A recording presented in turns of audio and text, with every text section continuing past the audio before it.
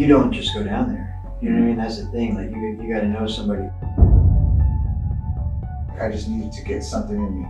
A shot of heroin, some meth, whatever it was.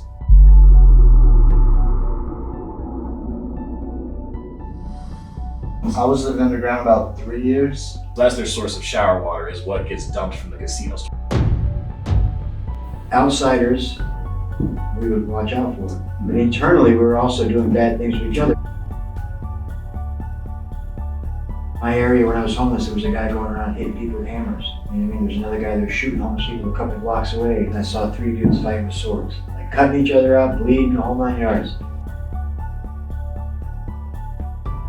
Who do you think does the best job of helping out people in this situation?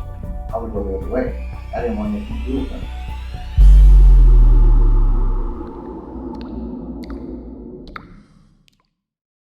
What's going on, guys? Jacob Worth back here with another video of Jacob's Life in Vegas, coming to you guys with an interview like I've never, ever done before. So I am here with 2 gentlemen that are part of an organization called Shine a Light. Now, these 2 gentlemen are Robert and George. You guys say hi. How you doing? Hello. So guys, they're here on the channel. They were actually gracious enough. I reached out to Robert about doing an interview to talk about something here in Las Vegas I know a lot of you are familiar with, but a lot of you probably are not familiar with as well. And that is an aspect of homelessness that we have here in the Vegas Valley, of people who live actually underground in our tunnel system.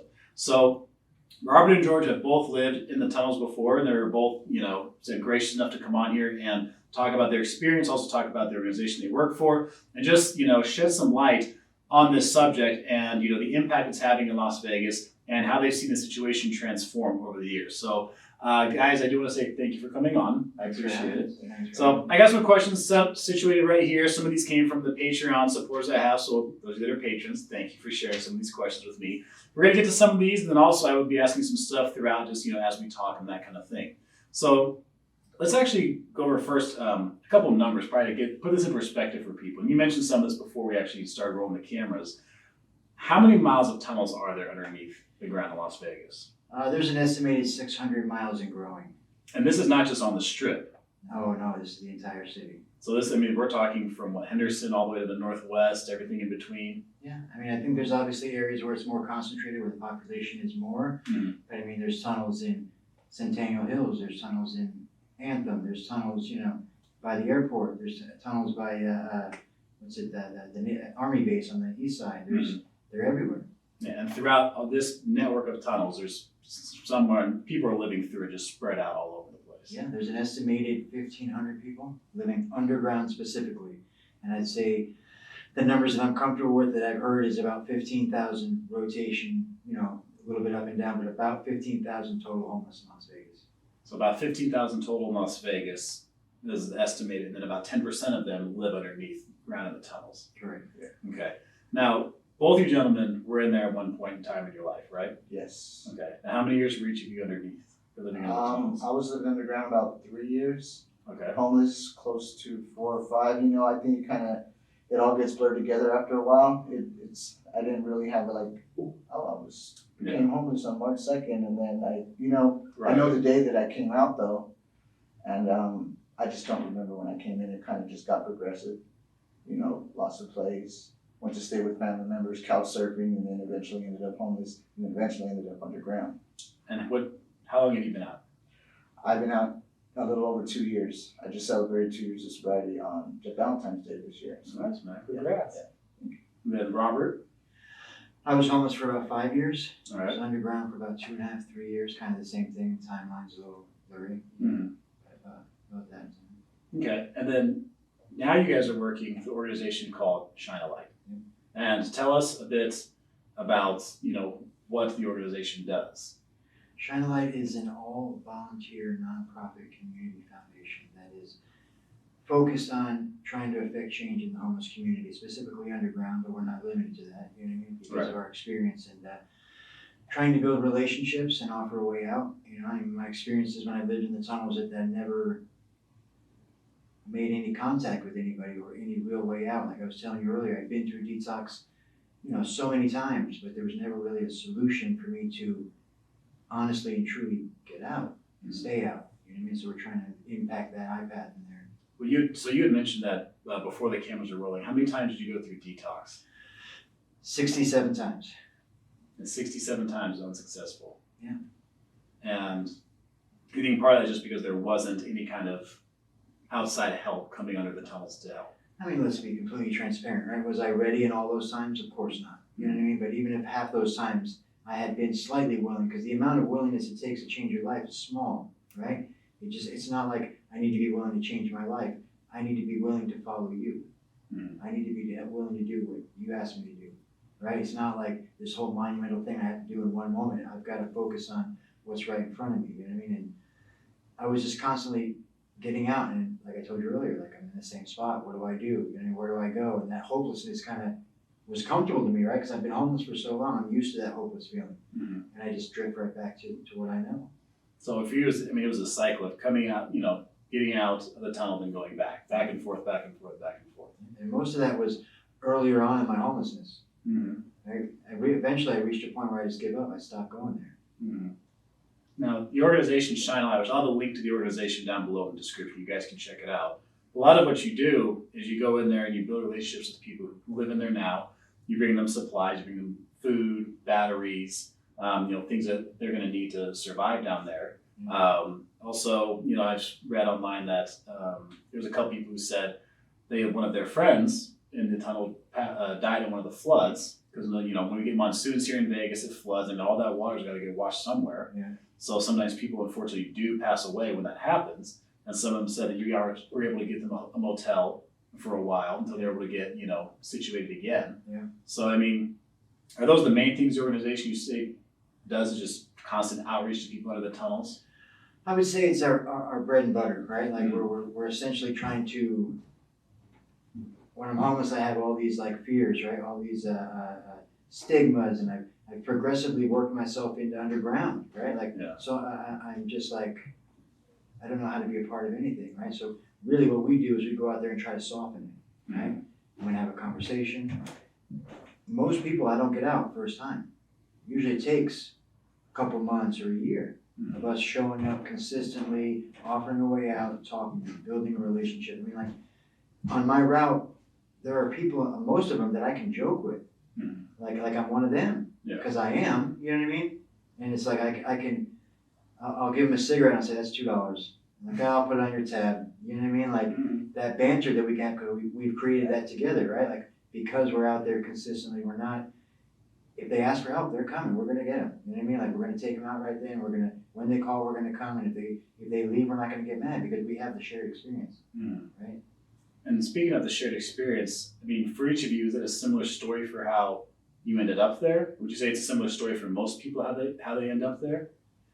And what would you say is the common story you hear for how someone winds up in the tunnels? I mean, it's a couple of different reasons. I would say mental health and addiction and alcoholism is a big part of it. And then obviously circumstances of life could play a role into that, but those are probably the three main things I would say. So, because a lot of people might think, people wind up homeless in Vegas because they think people come to Vegas and they have a gambling problem, or they gamble and they drink. They get caught up in the vices, right? Because I mean, it's called Sin City for a reason. But would you say that's pretty rare though? That as someone who just moved here from another state and they just got caught up in gambling too much, they went broke, then they started living on the street, or they came here and they started drinking. Would you say that's the common story? Or you say that's not so much? I don't know if that's the common story. I would say that we've probably heard a million different stories of why and how, right? Every one of them kind of unique. I think what you start to learn over time is that like most stories are not cut and dry. Right. You know what I mean? They're much deeper than what they're telling us or what we're seeing, or you know what I mean? That kind of comes out later on. Usually there's cross addictions or cross, multitude of things going on, right? That led them there. Most people don't become homeless and just go right underground, right? Like I was on the surface for probably 2.5 years, just kind of, by homeless shelters, on street curbs, in fields, and then I was in bandos, right? Like just like my addiction was progressive, my homelessness was progressive. So if you had told me on year 1, what I was doing on year 5 and where I was living and what it looked like, I would have been, in year 1, I would have been shocked, like, no way. Same for me too. I mean, it started like, I lose my place, and then I go stay with the family member, and then I can't stay there anymore because I'm deep in my addiction, and then living at the park, and it just gets worse and worse and worse. And eventually, I found this group of people that were, hey, you can crash here, and it's a lot warmer down here, and in the summer, for some reason, it's a lot cooler. It worked out for us that way, so I ended up just going down there, and I got comfortable. With being down there. Because that's one of the things I think when it comes to homelessness that, we think of homeless, people probably just default to the person on the street corner holding a sign, the person living under a bridge, under nowhere pass. But like you said, there's really layers, there's levels to it. Because some people, they're homeless, but they have a car to live in. Yeah. There's some people, they can find a place to live a couple nights a week. So a few nights they are on the street, a few nights they actually do have a roof over their head. So it's not this, black and white scenario. Yeah. So, for someone who winds up eventually going into the tunnels, if you're, so say, you're in that situation where it's getting progressively worse. Because people live in the tunnels, they have their home set up there, they have areas where they're used to. So if you come in there, it's kind of like you're coming into someone else's home. Yeah. So if you're someone whose situation is getting worse, you choose to go into the tunnel, how do you make a life for yourself when other people are already living there?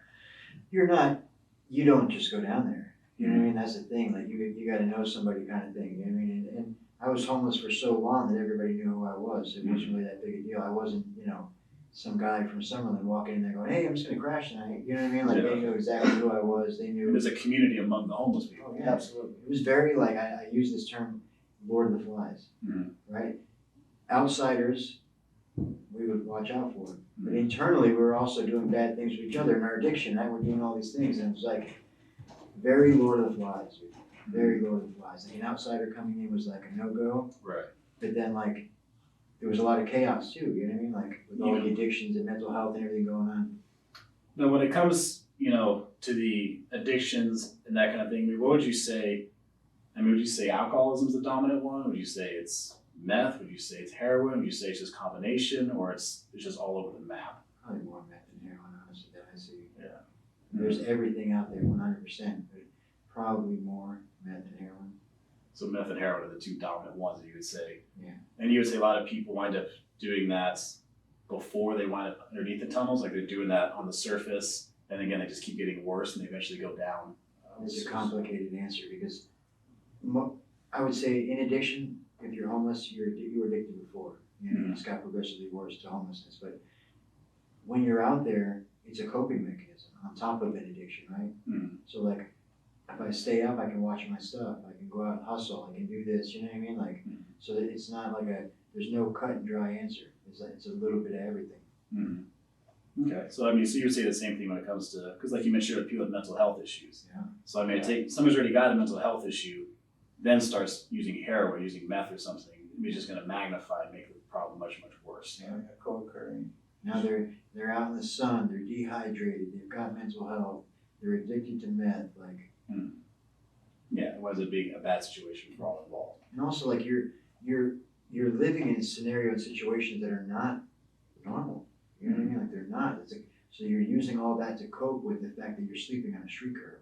Yeah. Or you're sleeping underground, or you know what I mean? You're all the things that we go through out there that are just not what was meant to be, kind of things. You know what I mean? Just it's a coping mechanism, 100%. I know I used to wake up every day and that first, when you wake up and it's you have that moment of clarity, every morning I would feel this, and then it's I just needed to get something in me, a shot of heroin, some meth, whatever it was, to feel I'm waking up underground, sleeping in a homeless, and I got a mattress and all this weird stuff going on down there. So I would just have that moment first thing in the morning. It's what the fuck is going on? And I had to get something in me because I didn't want To forget about it. Yeah. So you think, I think that's part of why people will even choose to go in the tunnels. I remember seeing a video clip somewhere, someone who said, part of they went into the tunnels was just essentially to be forgotten because they didn't want to be on the surface. I think on the surface you have a lot more contact, right, with police, with other homeless people, with other random people, right? More things can happen. In my area when I was homeless, there was a guy going around hitting people with hammers. You know what I mean? There's another guy that was shooting homeless people a couple blocks away. There was things going on that my head told me that if I went underground, I was safe. Even with the chaos that was within us, I knew that I was safe out there. I can remember looking at my tunnel one day when I first walked up to it and thinking like, that same feeling that I would imagine somebody has when they buy a new house. Like I had found this place that I could go and do what I wanted to do and nobody would bother me. Right. So I mean, so for some people, it does feel like, I mean, for some people, it's essentially a positive for them in their situation. They look at living there as a positive thing. Yeah, you get here with guilt and shame, and you don't want to be around other people when they're driving by in their Mercedes, or they're just walking down the street, walking their dog, and you're just like, you want and you earn for a life like that, and you're homeless, and you just don't want to even see them. I remember when like different organizations would come down to my tunnel, I would go the other way. I didn't want nothing to do with them. I didn't want them to see, I didn't want anybody to see me in that state. Yeah. Well, and that's something I want to talk about when you mentioned organizations. So one of the questions I set up here is between, the city of Las Vegas, between Clark County, between the state of Nevada, nonprofits, church groups. I mean, who do you think does the best job of helping out people in this situation? I think there's, again, it's a very layered question. I think the problem as a whole is so massive that everybody's trying to kind of make their mark and do what they can do in their own areas. You know what I mean? Like they focus in certain areas. They're doing a very good job of supporting, but it's like the problem is so massive. Like I don't know if there's an answer for that, right? Like obviously I feel like we do, right? Because we have all the pieces to connect them out, but there's other people doing great work in the city. You know what I mean? I just think that there's not a ton of support. You know what I mean? There's not a ton of support, and we're not where we need to be for as big of a problem as it is. And do you think that support should come from the city, the county, the state, or come from other nonprofits? Or I think that it should come from everywhere. I think we work really hard on trying to break silos, right? Like connecting with different. We have another organization that works with us called Project Maryland. Right? She makes our hygiene bags for the women for us. So we try to find like-minded people, right, with the same mission. We use CBH for medically assisted treatment for our clients when they come in. Like we have partnerships and we're starting to build it because we're not like some people don't want to work with medically assisted treatment, right? It's kind of a stigma. We just want all pathways to recovery, and we're going to kind of broaden this out as wide as we can to get as much support as we can to make as big of an impact as we can. What's the lady that helps with the dog food? Urban Underdogs. Urban Underdog. She helps with dog food because a lot of homeless people have dogs. Yeah. So I mean, so when it comes to getting all these organizations together to work and help out the situation, I mean, do you think the situation, if you had to look at it today and from what you've seen in the past, in your years of experience in this, is the situation getting better or worse? I think homelessness will always rise. You know what I mean? At least for now, right? It's always on the up. It's always on the up. There's always something going on that's impacting that. I just think that, I think what we've done is we've found a system that works, right?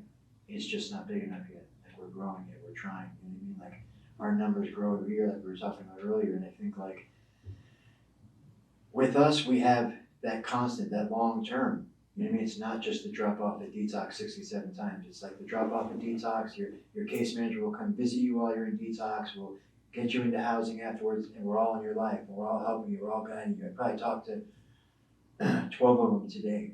You know what I mean? Just basic conversation. Hey, how you doing? What's going on? And staying in each other, staying connected. Because like a huge part of living in the tunnels, I was disassociated, right? From all things. But I was disassociated. My family, my friends, society. I mean, everything.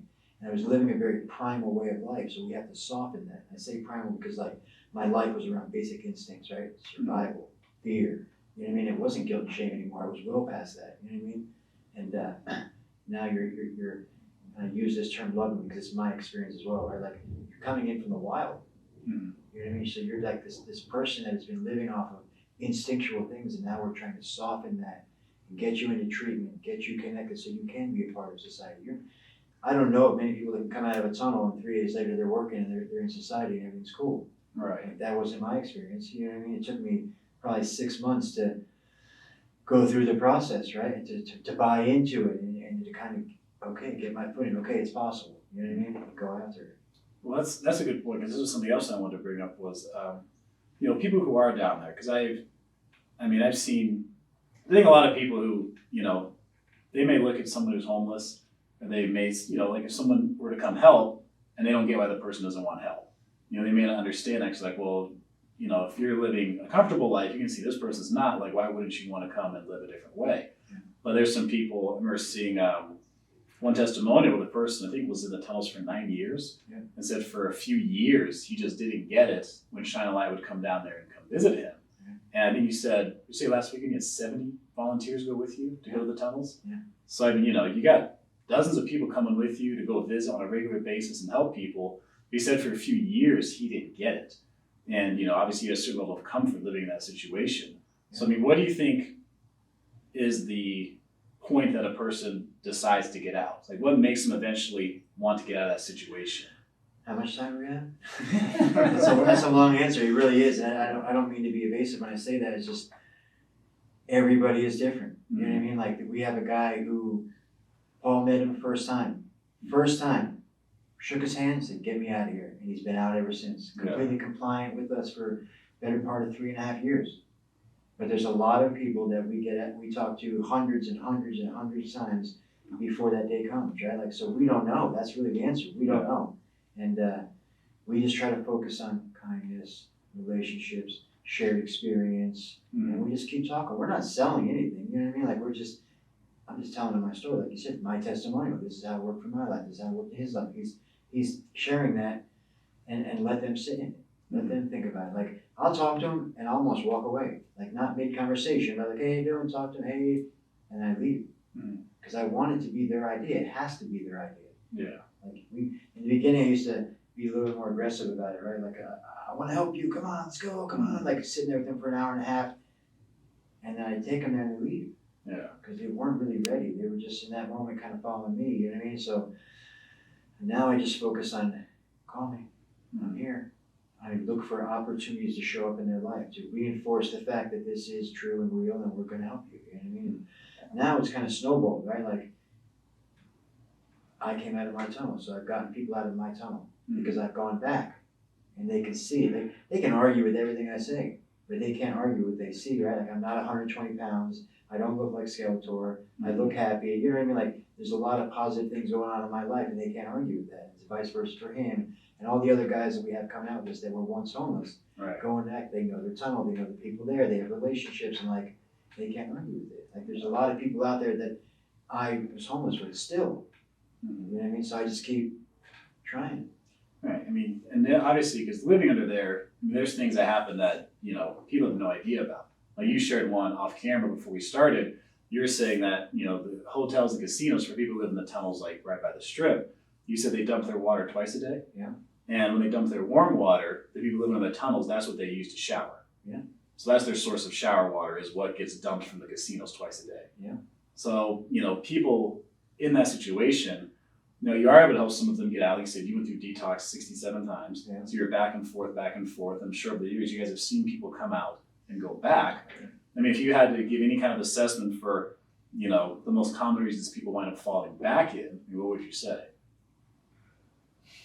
Well, recovery is hard. Right. It's hard. You know what I mean? And you're dealing with the population that I was free, right? Like my mind told me that I was like, if the world came to an end, I was like a survivalist. I was going to live like I was a cockroach. You know what I'm saying? Like I was going to be the one that made it because I'm out here on my own living in this world. But it's hard to reintegrate back into society when you've been detached, right? It's hard. And it's a process. And there's a lot of moments along the way where your head's going to tell you, go back to what you're comfortable with, right? Yeah. That's just the nature of human beings. I like to be comfortable, right? And even though it's like catastrophic for me, it's still what I know. And you're reversing a lot of that stuff. And I always use this analogy. It's like a steamship, right? It's not a speedboat. Like I'm not going to just turn that wheel and we're jerking to the left. You know what I mean? Like I'm going to spin that wheel a couple hundred times and it's going to start going, but it's going to take some time. Yeah. But once it gets going, then you know what I mean? You're good.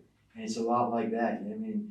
You're unpacking a lot of stuff that these people have been suppressing for so long. You know what I mean? Traumas and things they've gone through while homeless and before homeless and their childhood and relationships and maybe they lost a kid, maybe they lost a spouse. I mean, there's so much stuff going on that's like going to trigger them sober.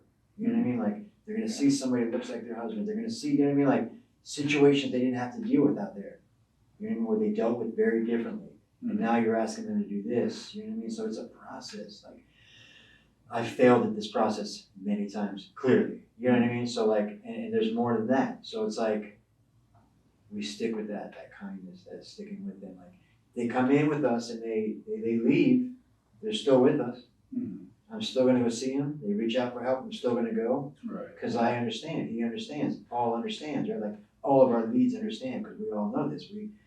It's not about perfection. I mean, you might get somebody, like I said, the guy that comes in one time and stays, of course, but more likely we deal with those cases that don't. You know what I mean? Guys, we've gotten out 10 times. There's a girl right now that we were working on long before I even got a part of this. Paul was working on her, and then we got her out a bunch of times, and she left, came back, and went through some serious stuff, and then finally came in, finally sat all the way down, finally did what we asked her to do, and she's living a really good life. You know what I mean? But like at any point along that line, we could have given up, right? Right. I could have said, no, you don't want it. Mhm. No, that's not what we do. Right. Because we've been there. Like we completely understand their thought process in a general way, right? Like of what they're going through. So I think that's why it's super important that like our core membership is recovery based or has been homeless or is passionate about helping people. Mhm.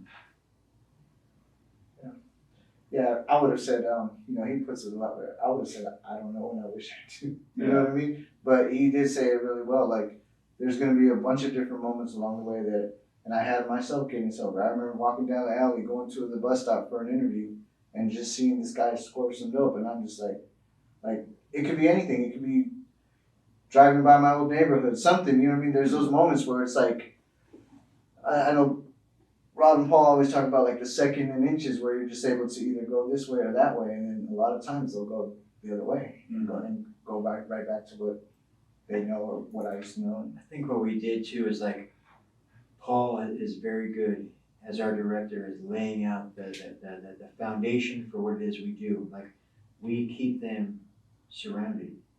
You know what I mean? Like we're not gonna hold their hand and keep them away from going back, right? But we're like that warm blanket around them. They're like, hey, we're here. Call me. Like I just left work right now. One of our case managers was there. He doesn't make any money. He was there, right? Like it's 2:00 in the afternoon on a Thursday, and he's visiting with them. They all know that I'm there, that Paul's there. George is coming tonight with another one of our case managers. Like, and they're gonna start to see because we're in the community. Like we're in the community, and we're gonna also walk them into the community, right? And show them how to live outside of here, where to go, to recovery events, or how to get active in the community, and where to find jobs, like all these things. And when they fail, it's not a punitive thing. Like we all fail. You know what I mean? Like, okay, that didn't work. Let's try it over here. Like, and we just walk them through it. Like, it's almost like you seek out those moments, right? Because in those moments when they failed and everything in them is telling them that this is where it's going to fall apart, and we're there. You know what I mean? Like 99.9% of the time when they call us to come pick them up, they don't believe we're coming. They don't believe it. And then we show up 20 minutes later or an hour later, or hey, there's no beds right now. Stay in contact with me. I'm going to get you in tomorrow morning, first thing, I promise. Yeah. And then we're there. And they show up, and it's like, you just seek out those moments, right? Where you can show up and show them that this thing is real, that we could get out, we can recover, we can, not be homeless anymore. We can have good lives. It's possible. Now, obviously, Shadowlight, there's obviously talked to numerous other organizations that, you work with, and they work together to try to get as much information out to people as they can. I mean, do you think there's more that can be done to get information to people who live in the tunnels? Because, I mean, I think some of this is just a fact that people just don't have an idea what's available. Because I know you mentioned earlier, you knew people were there to help, and you would just walk away from them when they would come to you. But do you think there's, a lot of people who just aren't being reached? I think there's definitely some of that. Definitely some of that. And I think more information is always good. You know what I mean? Like it's always good. I think essentially what we do out there is like we're like chopping a tree, right? Right. I'll walk up to somebody and they'll tell me, hey, I've got a dog. Okay. So that rest of that week, I'm looking for somewhere to place that dog. So the next time I see them, I've chopped one more thing off their reasons of why they're not going to come. You know what I mean? And information's huge because not everybody wants to, how do you say this, accept help, right? Like some people, there's different ways to get out of the zones. You know what I mean? No, so because a lot of the stuff you've been talking about so far is, helping people like once they're down there. So I mean, from maybe this is like trying to reverse engineer it, But, what do you think could be done to prevent people from getting to a point, to get to that point?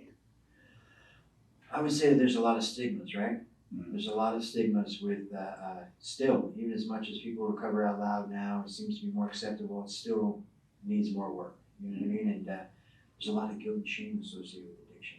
There's a lot of guilt and shame associated with what's that perception of failing in life, right? I'm unable to pay my bills. I should be able to have a house. You know what I mean? Like, there's a lot of feelings and emotions in there. I think, like, as a society, I don't know that we're really as on the forefront of dealing with those things, right? Like, it's okay. Like, as a man, I'm growing up as a kid, and I see my father with the house, and he's working, and he's doing all these things, and now I'm 20 years old. I'm in prison, and because of my addictions, and like I get out, and I feel like a failure, and it just continued from there. You know what I mean? Like, I think it's more about like openness, communication, and support. Yeah, and then a lot of it too, I see it's like the way they grew up. Mhm. I mean, the way they grew up, that it was okay to drink and use drugs or leave school and not graduate high school or just different stuff like that. And then Destructive home environments. Yeah, so I mean, preventative measures, of course, they can always be taken, but a lot of people just are not willing or don't even know that they have some kind of addiction, or they don't even know about the disease of alcoholism or anything. Education. Would you say, if you had to take a guess, of the amount of people that you've met and all the stories you've heard of them that live in the tunnels, I mean, do a majority of them grow up in some kind of destructive home environment? I mean, do a lot of their problems go back to starting from they were a kid? It was like a rough start. Or is it, you get some of the people who are like, no, I used to be an executive at this company, Yeah, for and I sure. lost my job, and then I started drinking, and it just went down from there. Yeah, for sure. And it's one of those questions where, like, I guess it's like it could be a million different things. You know, that their addiction for me, my story with addiction is that, like, I was born an addict. Mhm. You know what I mean? So, like, it didn't really matter what was going on in my life.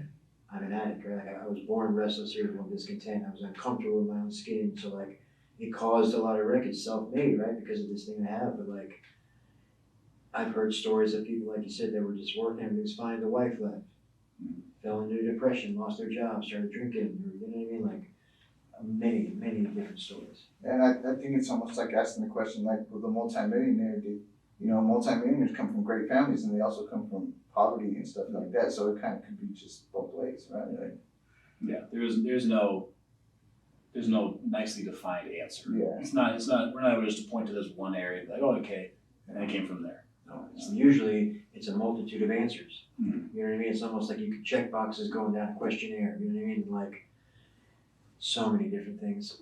Could be environmental, it could be addiction, it could be mental health, it could have been trauma, it could have been, life situations like he was talking about. It could have been like just circumstance. Mhm. You know what I mean? Bad decision making. You know what I mean? Maybe they never learned how to budget money, or you know what I mean? Like, a multitude of different reasons. I mean, and then living in those tunnels, obviously, like, we've shared some things earlier that people I'm sure didn't know about and never knew about life living under there. And you mentioned earlier, even though you have a sense of safety being in the tunnels, a lot of people, even though they know each other, they're familiar with each other in the tunnels, do lots of bad things to each other. So, I mean, there's chaos, right? It's not like it's more like like I said earlier, Lord of the Flies is how I relate to it, because it's very like outsiders is a no-go, but then internally there's a lot of like, you saw your fair share of like fights or people Oh, robbing each other, or even maybe a murder. and at the same time, you also have people that look out for each other, where I can leave and go hustle, and they'll be able to watch my camp while I'm gone, and I know that I can trust them. So the people basically they form their Yeah. own groups even within the community. Yeah, I was walking down Las Vegas Boulevard one time, walking towards Catholic Charities. And it's like 10 o'clock at night, dark, and I hear cling, cling, cling, cling. I just looked to my left, and I saw 3 dudes fighting with swords, like cutting each other out, bleeding, the whole 9 yards. Wow. And I just kept walking. Like, it wasn't even that big a deal to me. You know what I mean? It wasn't that big a deal. Yeah, some guy could have just got stabbed to death, and it just Yeah, I mean, keep going. Like you said, it became like normal. Yeah, I mean, and believe me, it wasn't like that all the time. Really, what was more normal to me was like I saw a lot of people suffering. I saw a lot of people in bad situations. A lot of people that really weren't meant to be out there. Not that anybody is, but like that weren't built for that, and going through it, and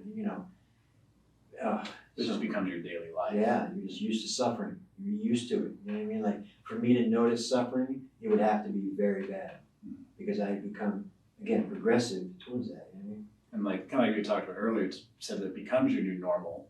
So it becomes hard to break that Yeah. because there's a certain level, it might sound bizarre to say, but a certain level of comfort in it because at least it's familiar. And it becomes a trauma, right? Like, the way I relate to trauma is like a lock. I can't just decide to drop trauma, right? It's with me. You know what I mean? It's going to affect my life moving forward. And I have to start dealing with that stuff, and it's slow, it takes time. Everybody out there has some form of trauma, 100%. Like, people walking around the street have trauma, you know what I mean? But living out there, it's intensified, you know what I mean? Like, all the different things and the chaos, and anything could happen, and you never know. Like I said, the guy with the hammer, like, none of that stuff was shocking to me, you know what I mean? Like, I was like, cars would drive by, sometimes I'm sleeping on the curb and throw something at me, like, it wasn't shocking, Mm-hmm. you know what I mean? Like, but I didn't get there, like, I got there, but I wasn't there. I wasn't like a first day homeless, I'm like, oh, this is how it is. Like, no, in the beginning I was like, oh, it's crazy, oh my God, you know what I mean? Mm-hmm. And then by the end, it was like, it didn't bother me. Yeah. So when people are coming out of it, basically you got to reverse that whole thing. Yeah. Where you have, instead of they were regressing down into being in that situation, now you have to get them to progress back into being able to live. And it takes time, and it's slow, and it's Everybody is different. Everybody is different. Sometimes quickly, sometimes slowly, sometimes, you know, in the middle, sometimes, you know, they're just stubborn and now is not the time, they're gonna go back out, but you planted a seed in that moment that when they do come back, they're gonna be more willing, or, you know what I mean? Like, it's a snowball. It's always a snowball. Right. I mean, if I get one person out from your tunnel and he comes back and they go, Johnny's doing good? I'm like, yeah, I'll show him a picture. He looks, you know, he looks healthy, he's doing good. And then they're like, it's just, you're planting seeds in the garden. It's all you're doing, waiting for them to bloom. Right. It's like they see the possibility now. Oh yeah, it gives them a message of hope. I go back to some of my same spots, and like he was talking about earlier, they're still homeless. There's still a handful of people I know that are in the exact same spots that I used to be at. And a lot of them will just say, hey, you look great, and I'll tell them I love you, and when you're ready, give me a call, and I'll talk to them a little bit, give them a cigarette, give them a water, and just, like you said, and then walk away. Plant the seed, and kind of just, they have my number. Yeah. There's no hard sell. Yeah, no, absolutely not. You can't, because the hard sell is me trying to get you to do something. I'm not. Like, I'm trying to offer you a way out. You know what I mean? And if it's not their idea, you know what I mean, it's got to be their idea. It's that must receive a willingness to something. Then they'll buy in. Yes. I mean, we've covered a lot. That's a lot of the questions I had here. Some others I just kind of thought about as we were going through. I mean, so I'll put the link to Shine a Light down below in the description. I mean, is there anything else about the situation? Anything else you want to talk about that, you know, maybe you think people should know about, or anything you want to share? I wrote this earlier, and I think I might just want to share it because it's like, so I reached out to the outreach director for Shine a Light, Rob, in the beginning of 2020, after spending close to 3.5 years addicted in the streets and tunnels of Las Vegas, Nevada. Shine a Light scholarshiped me into treatment and housing, which allowed me to make my beginning to a journey of recovery. Shine a Light followed me every step of the way through, and we joke about this all the time. Rob jokes about it. He's still case managing me to this day. We're great friends. He's in my life. He knows my wife. He's friends with my wife. He knows my son. He calls him Uncle Rob. So it's like they're really involved, still involved every day to this day. They connected me with fellowship. They referred me to job development and job readiness. I recently celebrated 2 years of sobriety, and Shine a Light was there to celebrate with me. Meaning the friendship and the recovery, the people that got me out and surrounded me the whole way. I often reflect on the life I have, and I'm in disbelief because of the chance I was afforded through Shine a Light. The life found me. So I wrote that earlier. I thought I'd share it with you guys. No, that's good, man. Well, it's like you're saying, it's not, here you go, we got you out, see you later. They're staying with you throughout that process. It's vital, right? Like, that connection is super vital. I think that's, I believe in my heart, it's why I'm so passionate about it, and Paul's so passionate about it, is that, like, that's our difference, right? Like, it's the iPath, but what we do along the iPath, right? Like, yes, we're able to get you connected in these places and surround you, but, like, we stay with you. You know what I mean? We're not judging, we're just like, hey, we get it. Right, and so iPath, IPATH, correct? Yeah. So let them know what that stands for. It's instant placement with access to treatment and housing. It's something that Paul came up with, and it's just like a verbiage for what we're essentially, what we do, right? You call, we pick you up. We bring you to detox or direct to housing.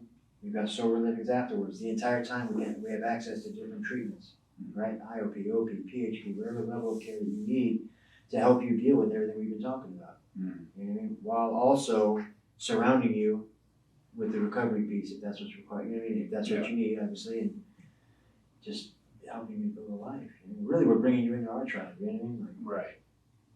Yeah, the tribe that stays with you for years afterwards. For sure. Like I always say this, like Vegas is a beautiful city, right? But our bread and butter is tourism. Yeah. Is gambling. They don't gain anything by broadcasting this. You know what I mean? Like so, there's always that that mindset of like pushing it to the side, kind of a little bit. Like tons of support out there, and I'm not arguing that, but like it's not something we talk about, right? It's stigmatized almost, and it's kind of like siloed over here. Like that's a problem over there, and it's like we're a uniquely suited city. We could fix this problem. You know what I mean? Like I don't know that we're ever going to end homelessness, but when you've got 15,000 homeless people and 3,000 to 4,000 shelter beds, you're not trying to address the problem. Right. You know what I mean? Like, but you've got $5 billion buildings all the way up and down the strip. You know what I mean? Like, we need more housing. You know what I mean? And yeah, we need more help. Yeah. Anything else you want to mention? You guys have been great. I appreciate you coming on and talking. This is Sure. the first time I've ever addressed something like this, so Cool. and I appreciate you being willing to come on and share. Definitely, absolutely, definitely.